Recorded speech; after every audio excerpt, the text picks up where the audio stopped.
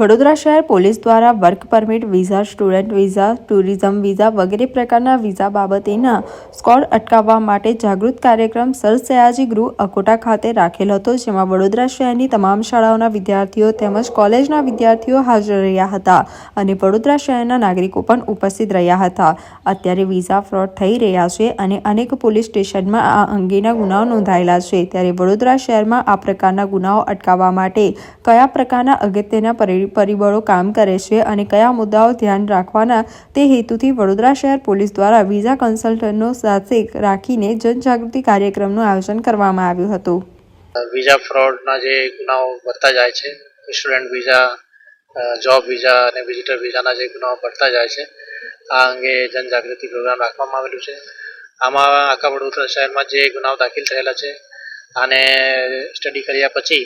અને જે આરોપીઓ છે એની મોડસ ઓપરેન્ડી સમજ્યા પછી